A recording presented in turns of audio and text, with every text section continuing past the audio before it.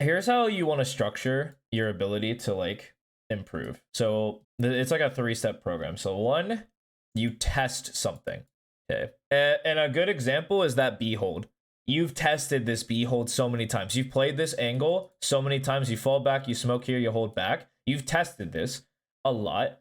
And then like record the test or like review and then adapt it. Right. This is like the 3 steps of this entire program because you've tested this. You reviewed is like, is this strong? It feels strong. It definitely is strong. And then like we've adapted it into our game plan. And so following this method, this applies to like both attack and defense sided. So it's like attack. Okay, let's test something. Let me test like a decision that I want to make. And so the test here is there were some rounds is like, do I join my chamber? Do I go hold flank? What like do I pick like a solid position, just chill there? Do I scale? And you just kind of pick one and then you do it. Because then when we're just doing the action, we get actionable data.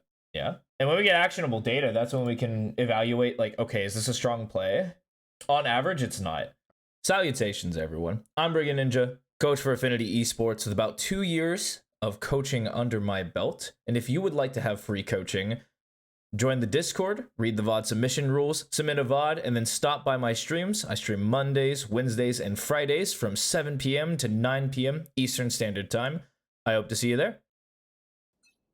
But like, if they rush B, your protocol is good, right? Like, if they rush B, you'd smoke here. You might even consider like putting a smoke here, but then you have stun, pull back sight. So if they try to like flank your Reyna, you got them covered because you're holding this angle, even if they wall. Like you got them. Actually, kind of good though. Yeah. There's no way this is gonna work.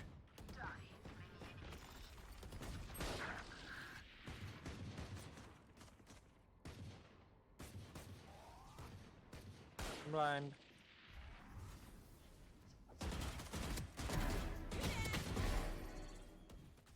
Spike down B. Yeah, and you don't win. You don't lose this round. Your B defense is super strong. Like every decision you've made so far has like been good. Like yeah, that's like an eco, but this is strong.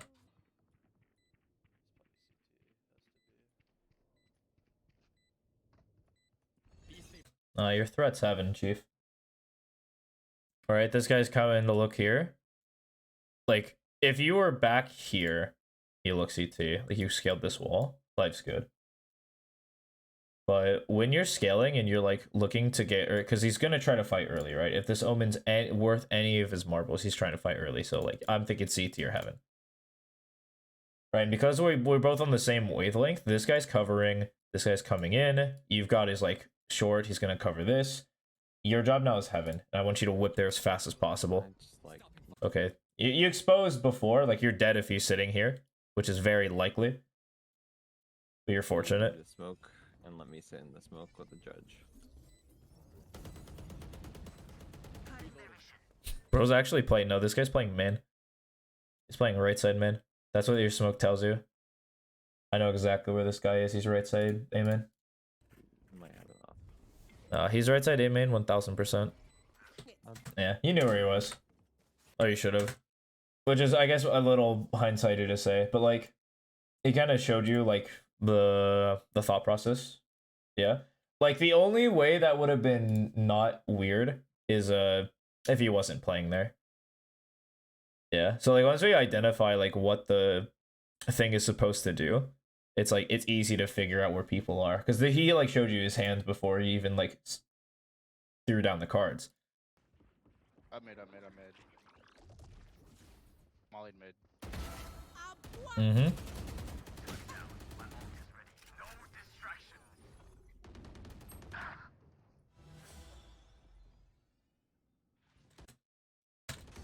One enemy remaining. I was about to say. I mean, think of the situation you're putting yourself in, because like they've forcefully taken mid, right? And because they forcefully taken mid, without any pressure from like the exteriors, it's like nothing's gonna happen. So like what a good team does, and this is something that happened to 5 stack we have recently, is they would slam mid, and then they would like go to one of the mains. Very common play. It just shuts down the rotation time because people think they're inserted mid, or if they fight for mid and die, like things get a little dicey. But like we look at this death, it is like, do we need to look and search for a fight in a 4v1?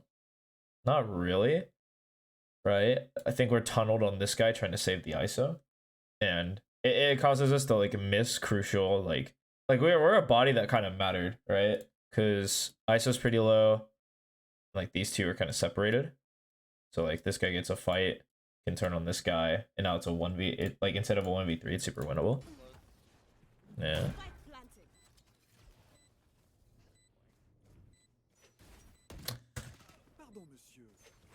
Yeah.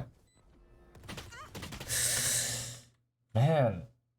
You're getting killed on these decisions. Here's what you're gonna do. This is something that I recommend. I would recommend to any student, but in you in particular, this has been a reoccurring issue. So, in your games, you're very wishy-washy, like very indecisive, right? Like you initially attempted to try to clear flank, but then like the game state changed. You're like, oh, I'm just gonna double it with our chamber. It's like, if you're gonna commit to one or other of the decisions, I want you to commit to it and just do the play, make the mistake, and see what happens, right? So if you went flank and died, that would have been like fine, right? Because you're like, okay, I have a read that somebody's flank. I'm going to go through that smoke, peek through, kill somebody. Yeah. And if you lose, whatever, it's all good. Or you make the express decision when you're right here on the minimap. You run to join your chamber and see if you win the round, or like you get the trades and stuff. Then it's like, okay, did I trade him properly? Did I play this properly? It's like, okay, let's see. No. Let's evaluate why that didn't work. Or yes, let's evaluate, is this a good play to do every time? You know? But indecision makes it really hard to climb because it lacks intention. And when it lacks intention, you get to the point where you don't stick to a single decision, so it slows you down. And then it's also kind of hard to pinpoint your mistake, right? Because like you died in the middle of the open. So like when you look at this death, it's like, oh, I shouldn't be exposed to this. But like, is that like a fair assessment? Probably not. I think it's more fair to say, hey, let's make a decision and stick to it. And if that decision fails, now we have a game on our hands. Now we have a ball game.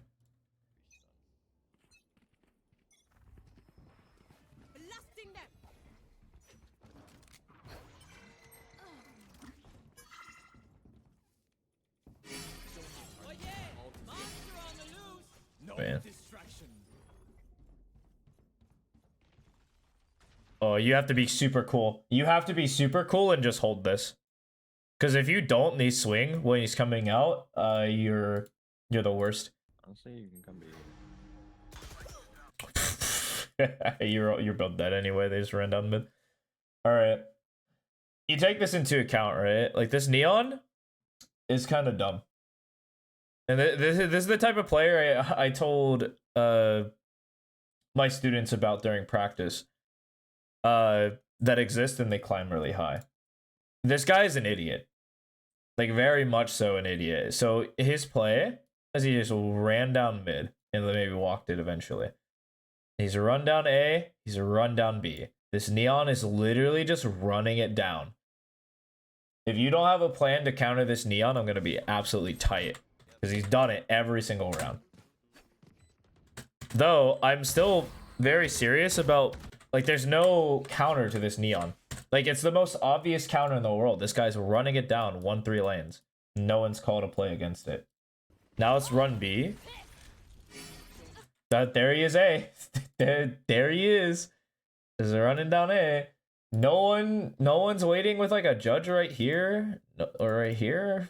Anything even here doesn't matter. Don't care. No one's holding this guy. Like you can even buy an op. Just hold this man like here or here, depending, or even come this way. And no one's trying to just punish this dude for being an idiot. Like now he gets to he's ulting. And he's probably just gonna kill your whole team. Because you're not sitting him down. There's no way. Oh, he caught the wrong guy. What, he missed? Oh, that's tough. That's tragic. Finally, somebody's holding this guy. Here's the thing. I don't want you to give this though, right? Like this Neon's ran down every lane and just went to your spawn. Let him come. Don't let him get to here. This is too early. Literally, you want to be behind this box, and the second you hear him come up, because he's making noise, he's just straight full running it. You get right here and you peek. Once you hear the noise, and you sit him down. He's not expecting it. Yeah. Breaking vendor. Yeah. That means he's running B. That means he's running B. They don't see him mid. You hadn't heard him A. He's B. 100%. You're gonna die from B spawn. Or someone's gonna die from B spawn. Guys,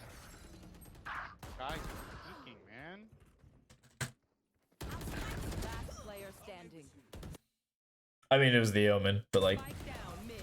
yeah, you guys get ran over. Yeah, there's a reason you're struggling on attack, right? But it's going to be hard for you to pinpoint because there's a lot of these situations where, like, we play in these situations and we're not trialing things, you know? Like, here's how you want to structure your ability to, like, improve. So, it's like a 3-step program. So, 1, you test something, okay? And a good example is that B hold. You've tested this B hold so many times. You've played this angle so many times. You fall back, you smoke here, you hold back. You've tested this a lot. And then like record the test or like review and then adapt it, right? This is like the 3 steps of this entire program because you've tested this. You reviewed is like, is this strong? It feels strong. It definitely is strong. And then like we've adapted it into our game plan. And so following this method, this applies to like both attack and defense sided. So it's like, okay, let's test something. Let me test like a decision that I want to make. And so the test here is there were some rounds is like, do I join my chamber? Do I go hold flank? What, like, do I pick like a solid position and just chill there? Do I scale? And you just kind of pick one and then you do it. Because then when we're just doing the action, we get actionable data. And when we get actionable data, that's when we can evaluate like, okay, is this a strong play? On average, it's not. And so here's something I want you to do, like a lot in your control. This is how you're going to incorporate the system. And specifically on attack, I think this is going to help you a lot. So you're going to test, and what this test is going to be, it can be literally anything. I think in this situation, it's like, okay, I'm going to test lurking B. And so now there's something we're trying to trial. And now the trial is, okay, we'll do it from the top, and then we'll do it from bottom. And we'll try this, like, I don't know, 6, or even 12, like do it the entire game. I don't care. And it's like, when does it work? When does it not work? Then I guess this should be like review/record. Then we'll review it because we recorded it, we reviewed. And it's like, well, going top seems pretty weak in some situations. I think going top is weak when they fast rotate because then it slows down our ability to walk as fast towards B. Or like we go under is really bad when they're holding, right? Because like this angle's kind of hard for you to get kills with. It's like very easy for the enemies to fight, plus they have so many spots you have to like clear if they hold. And so when we adapt this, well, we're gonna start finding ourselves losing like a lot of situations. I don't think that this is gonna be the savior note that you think it might be, but it's more akin to like, this is the process. This is the process that's going to carry you for the rest of the day, because like once we incorporate this process and like make it really easy for yourself to see, like we make a decision, we stick to it, it'll be easier to like coach and like self-auto review too, right? Because let's go for a round. So science, yeah, exactly. Salad has it completely right. Yeah, we're using science. We're scientifically improving at the most optimal possibility. So if we go back to, let's go back to this round, right? Let's say this round we're rushing B, and let's say this is our test. Our test is we're going to rush B from bottom. Where do we want to end up? Well, we don't have the spike, so we can end up literally anywhere.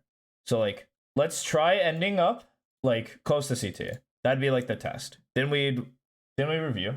Review would be like, okay, we got to like right here, and then it was very hard to pivot this way. Like these fights are kind of tough, right? Because I'm exposed to here. Like I have to smoke this. So like in review, it's like, can I get to this spot? No. Okay. What spot can I get to? So let's say we rush down from here and we route this way. We go like top side.